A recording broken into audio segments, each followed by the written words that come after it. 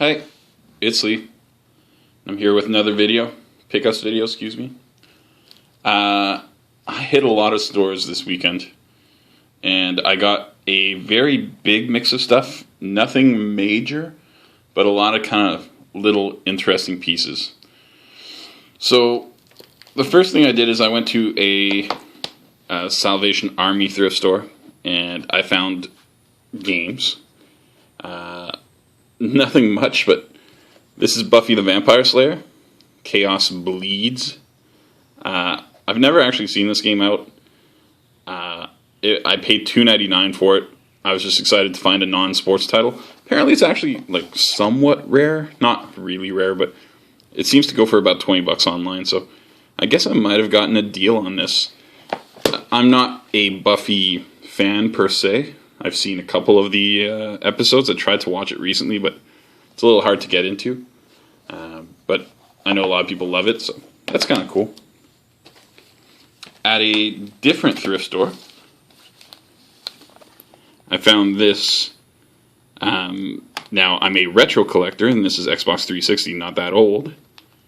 But, it's a sealed game. It's Dragon Age Origins. It's sealed.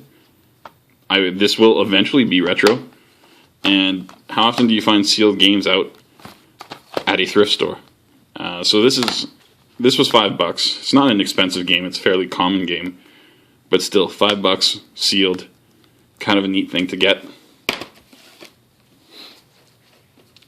So eventually I ended up at the game store, which is typical. And one of the things that got traded in while I was there was an Intellivision. And along with the Intellivision, this came in. And some of you may not know what this is, but this is the Intellivision voice synthesizer. So the Intellivision was actually one of the first systems to ever be able to have any voices in it. And I believe this thing kind of just creates a robotic style voice. I don't know how it works exactly. I don't even know what games I'd have to put into it to make it work. But I've always kind of been intrigued by this, and there's also one of these for the Odyssey 2, which I also have. I don't have the voice synthesizer, but this came in to his shop. I knew he'd probably give it to me for pretty cheap. I paid more than I probably should have. I think I offered him $20 for it. But yeah, I'll give this a try eventually. It's just an interesting piece of kind of gaming history. Now, when it came to getting this, at first I was excited, then he's like, it's not tested, and I started kind of questioning myself.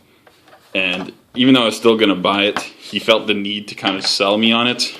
So he just tossed this game on top, which he'd recently had traded in, which is a in no way rare game. It's like a $1 game, but he thought it would convince me, and apparently it did, because I did end up buying the IntelliVoice, so I guess it worked for him. So this Call of Duty 2, the big red one, I don't know anything about it. I don't really care for Call of Duty games, but whatever, it was free. And this was also something, man, I bought a lot of stuff I wasn't really all that enthused about buying. Not that this is a bad game in any way, and it's on my list, so I shouldn't be saying anything negative about it, but this is Resident Evil 4, and I was kind of coerced into getting this. It was put in my hands, and I was told, I owe you $10, I'll just pay the difference, and whatever. So, anyways, I got Resident Evil 4 on the GameCube. I believe I paid $20 for this.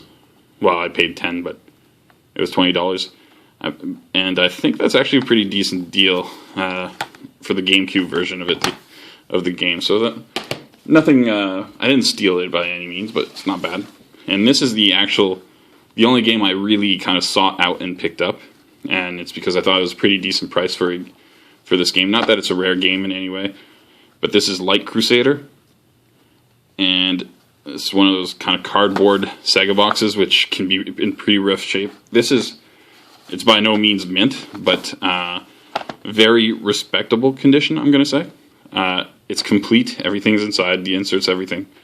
And this game was $30-ish, I think. So it's not bad. It usually goes for about $35, maybe a little more with shipping.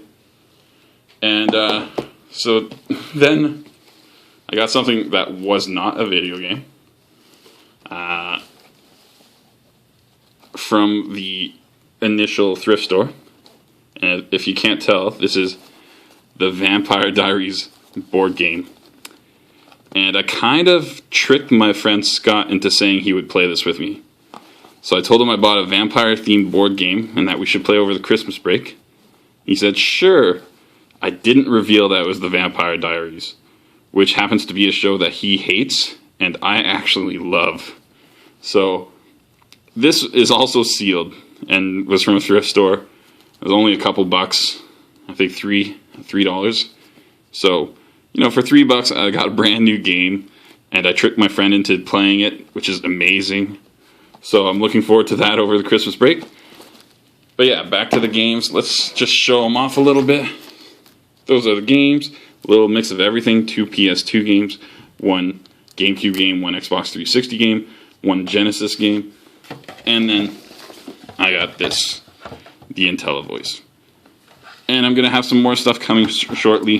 Did a little bit of eBay buying recently, so I'll show you what I got from that soon. Okay, thanks.